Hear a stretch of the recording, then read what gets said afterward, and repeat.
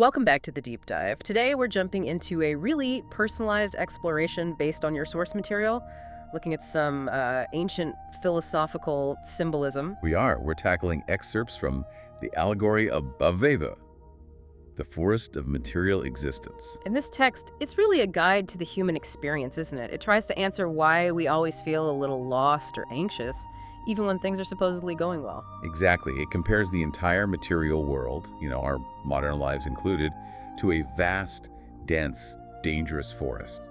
And this forest has a name, Havevo. That's our first symbol. So our mission is to unpack the 32 specific symbols used in this allegory.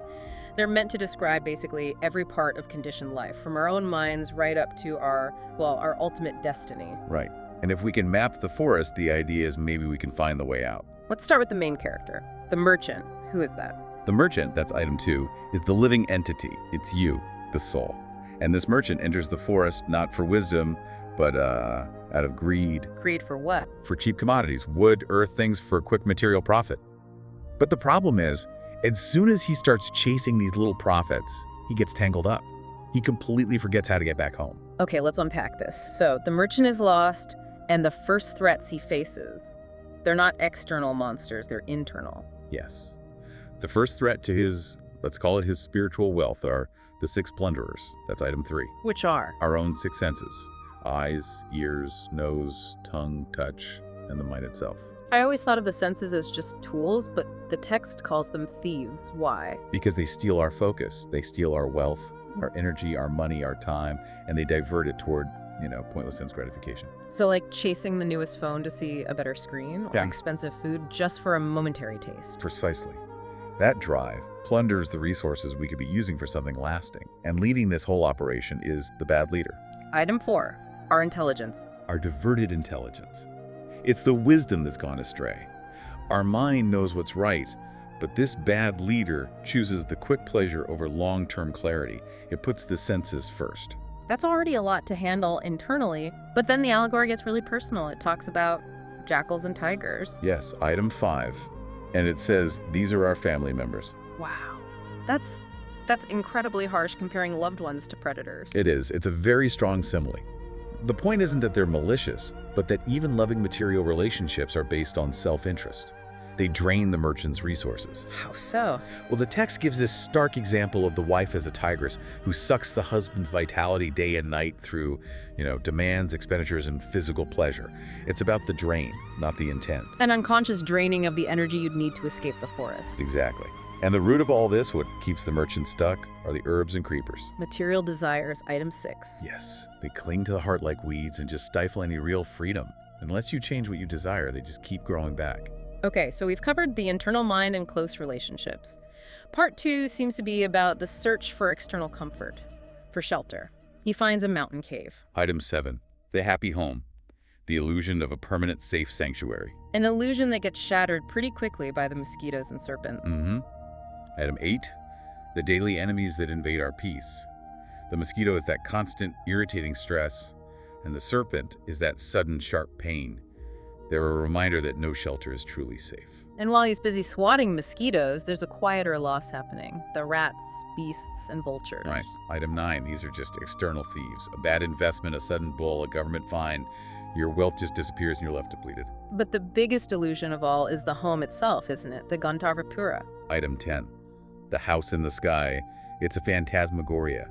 It's like a mirage in the desert that we, the animalistic person, chase after. So our obsession with status, our perfect Instagram life, our house, the allegory says that's all just a cloud castle.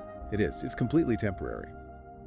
And speaking of illusions that glitter, the next trap is the will-o'-the-wisp. That's wealth, item 11, the attraction to gold. Yes. And the text uses this shocking language calling gold yellow stool to show how impure its value really is. That is visceral. Why so cynical about wealth? Because of what the chase for it leads to. The text connects it directly to the 4 principles of sin: illicit sex, gambling, meat eating, and intoxication. Chasing that light leads you off the path and into the swamp. And then come the really powerful, overwhelming attachments. First, the whirlwind. Item 12. That's the attraction for a spouse. It's described as this all-consuming embrace that can bind the merchant completely to the home, to the material. And that passion culminates in the dust storm. Item 13, yes. This is the blinding passion during sex, where all rules and reason get swept away. It's a temporary madness that obscures the truth and, leads to future consequences. Okay, this is where it gets really interesting for me. The allegory dives into how society itself becomes a trap, starting with the unseen observers, the demigods. Item 14. They're like the Cosmic Oversight Committee. They control the cosmic order, and they witness everything. Especially when the merchant disobeys religious rules about sex life. The point is, nothing goes unseen. And then on a more human level, there's social critique. The indirect kind is the cricket's noises. Item 15. Those are the harsh words from enemies, but spoken indirectly. It can also mean things like the pain of forcible taxation. It's a constant, irritating background noise of suffering. And the direct kind is the owl. The owl, item 16, is the direct insulter, the person who mocks you to your face. Both are meant to break your spirit. Then you have the danger of bad company, which the text calls impious trees. Item 17. They look solid, but their core is rotten. Their influence is like a poison you have to avoid. And what about false spiritual guidance? That's the waterless river. Item 18. This represents atheists, pseudo-yogis, people who offer cheap blessings but give no real relief. It's like jumping into a dry riverbed to quench your thirst. You just end up pert and still thirsty. The allegory even takes on family life itself, calling it a blazing forest fire. It does. Item 19. It's full of conflict and lamentation. Everyone wants happiness at home, but the nature of material existence means the fire of conflict just keeps burning. Okay, now for maybe the most controversial one. The meat-eating demons, or Raksas. Item 20. And these are government officials. Wow. Yeah.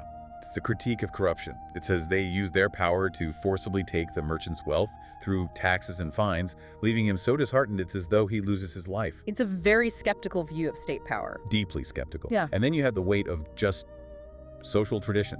Ritualistic duties are item 21. Described as a tall hill to cross. A huge hill. Think of arranging costly marriage ceremonies, things you have to do to maintain social standing. It becomes a massive distress. Yeah, and while you're climbing that hill, you're dealing with the pricking thorns. Item 22. The unavoidable pains and hardships of just trying to do your duty in a material world. The path is never smooth. So we've covered the internal world, the external world, and society. Now we get to the final entrapments leading up to, well, the end. And it starts with something so simple. Sleep. Item 23. Sleep is described as a python. It coils around you, devours your time, and keeps you in the darkness of ignorance. If you spend too much of your life sleeping, you forget your purpose. The text then targets a very specific desire, the desire for another's wife. Item 24. This is the beehive analogy. It's buzzing with illicit longing. You might get a moment of stolen honey, but the text is clear.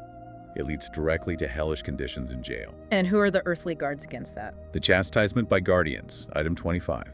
The allegory compares them to flies, the husband, the in-laws, who guard the women and punish illicit behavior. Let's go back to the core attachment in the home, the creeper. Item 26. Yep. This is one's wife again, but this time symbolizing that deep, caring embrace that makes the merchant so attached to his home and family that he forgets everything else. He forgets his actual purpose. But time is running out, and eventually the lion appears. The lion is imminent death. Item 27. Its roar is paralyzing fear.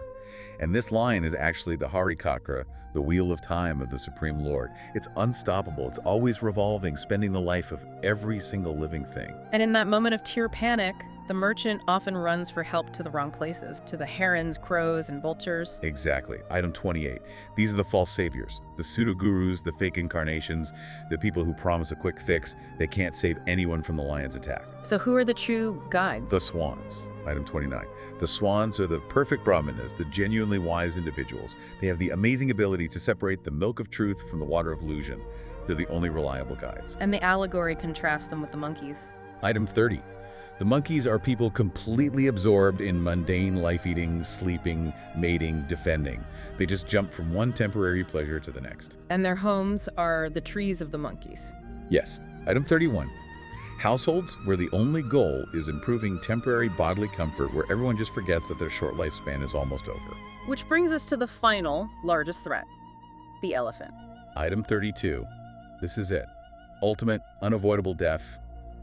The final notice. It forcibly leads the soul into a dark, unknown mountain cave. No matter how successful the merchant was, He can't escape the elephant. So after mapping all 32 symbols, what does it all mean? What's the takeaway?